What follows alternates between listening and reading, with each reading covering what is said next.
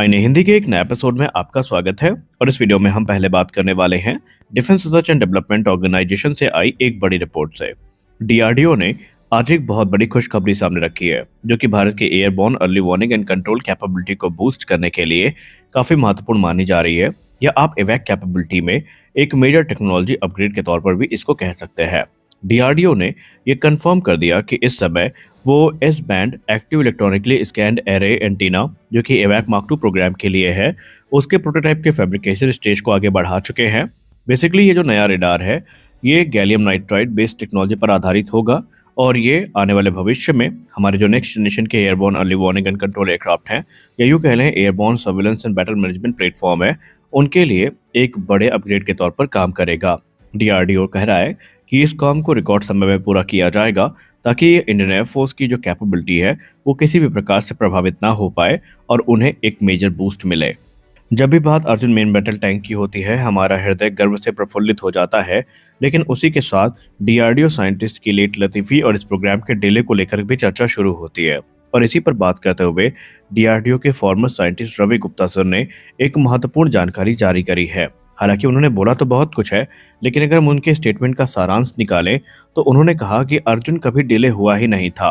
उन्होंने कहा, जो लगातार आप लंबी टाइमलाइन देख रहे हैं उसका सीधा श्रेय जाता है टेक्निकल रिक्वायरमेंट्स को।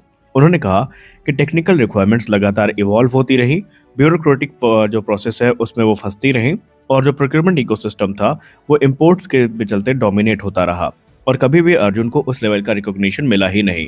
गुप्ता सर ने यह भी कहा कि अर्जुन प्रोजेक्ट कभी डिले इसलिए नहीं हुआ क्योंकि यहाँ पर साफ साफ आप देख सकते हैं कि जो जनरल स्टाफ क्वालिटी रिक्वायरमेंट्स हैं वो समय समय पर बदलती रही। कई क्रिटिकल स्टेजेस ऐसे आए जब यहाँ पर हमें बदलाव की रिक्वेस्ट आई और हमें वो बदलाव करने पड़े। उन्होंने कहा सबसे डिस्ट्रक्टिव चेंजेस हुए थे 105 mm मेन गन को 120 mm में अपग्रेड करने के, और इसके लिए हमें कंप्लीट टैंक को रीडिज़ाइन करना पड़ा था। यानी उन्होंने कहा टैंक कभी भी डिले नहीं हुआ था, बल्कि जो रिक्वायरमेंट्स थी वो बदल रही थी, जिसके हिसाब से हर बार हमें टैंक को नए रूप में ढालना पड़ता था। आप उनसे कितना सहमत हैं, हमें ज़रूर बताएं। हमारी अगली बड़ी अपडेट आ रही है कावेरी इंजन प्रोग्राम को लेकर के। जैसा कि हमने पहले 2025 में भी कहा था कि कावेरी इंजन के इंटीग्रेशन के लिए जो तेजस एयर फ्रेम है, यानी तेजस का एयर फ्रेम है, उसको सेलेक्ट किया गया है और उसके लिए काम भी शुरू कर दिया गया है। और एक बार फिर से ये रिपोर्ट पुख्ता हो चुकी है। दरअसल कावेरी इंजन इंटीग्रेशन के लिए ऑलरेडी एक लिमिटेड सीरीज प्रोडक्शन का तेजस प्लेटफॉर्म सेलेक्ट किया गया है, और इस समय वो प्लेटफॉर्म मॉडिफिकेशन से गुजर रहा है।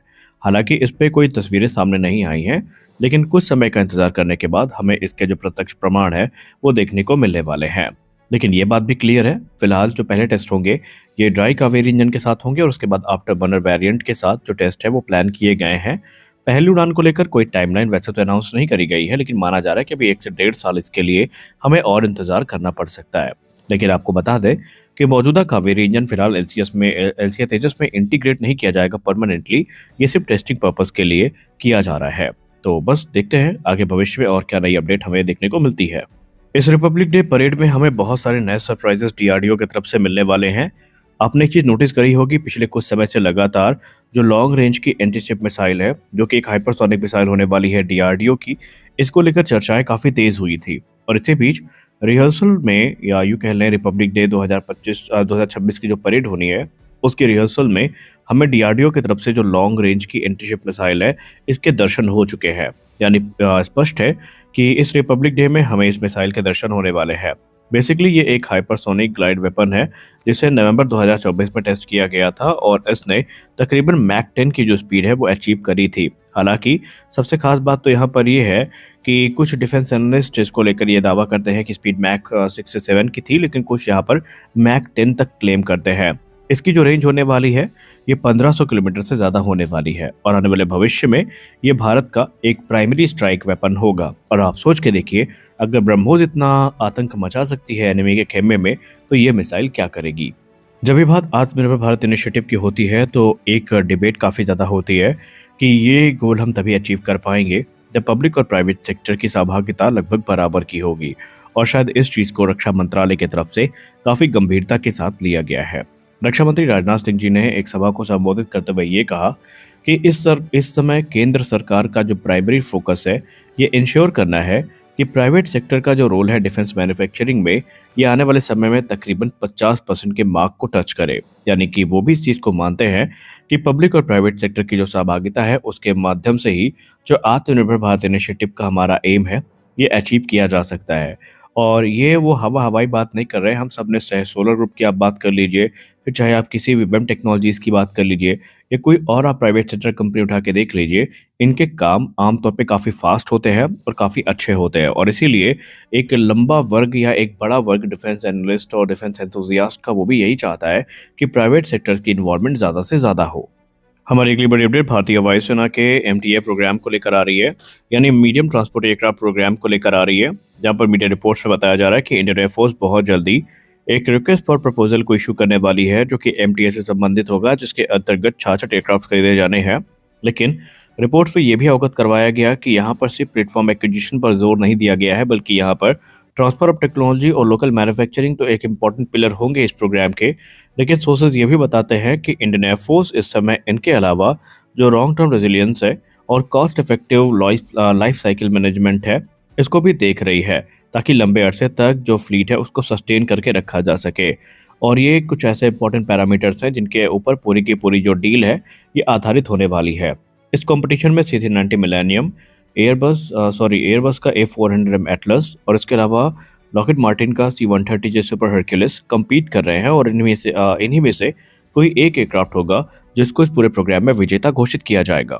एक तरफ इस समय जहां भारत एमआरएफए के अंतर्गत 114 नए राफेल फाइटर्स को इंडक्ट करने की तैयारी कर रहा है, वहीं इसको लेकर पाकिस्तान में जो डर का माहौल है वो लगातार बढ़ता जा रहा है। फिर चाहे पाकिस्तानी मेन स्ट्रीम मीडिया हो, पाकिस्तानी यूट्यूबर जर्नलिस्ट हो या फिर पाकिस्तानी जनता हो।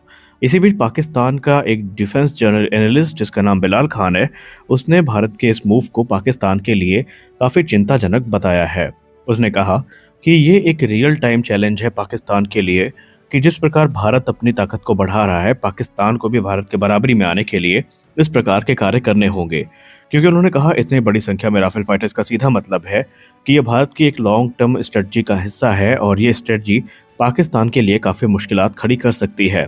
और इसीलिए पाकिस्तान को भी जो एयर सुपियोरिटी है, एयर कॉम्बैट है, उसके लिए खुद को तैयार रखना होगा। खैर, ये डर हमें अच्छा लगा क्योंकि ऑपरेशन सिंदूर में राफेल की तबाही पाकिस्तान अच्छे से समझ चुका है, और वो ये भी जानता है कि जब इतने बड़ी संख्या में ये इंडक्ट किए जाएंगे तो तबाही और भी ज़्यादा बड़ी होने वाली है। अगर आप दोपहर की वीडियो देख चुके हैं तो आप इस वीडियो को स्किप कर सकते हैं, क्योंकि इस वीडियो में हम बात करने वाले हैं रूस के बारे में।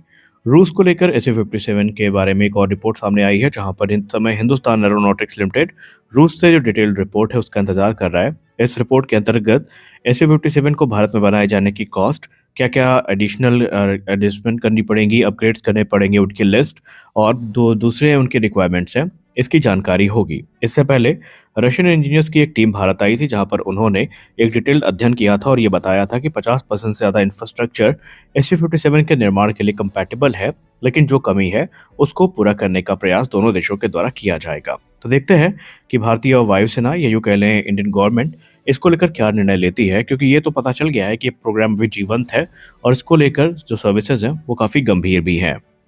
तो आज के इस वीडियो में बस इतना ही। आशा करते हैं ये वीडियो आपको अच्छी लगी होगी। वीडियो अच्छी लगी वीडियो को लाइक करिए, नए हैं चैनल को सब्सक्राइब करिए। मिलते हैं अगले वीडियो में, तब तक के लिए जय हिंद।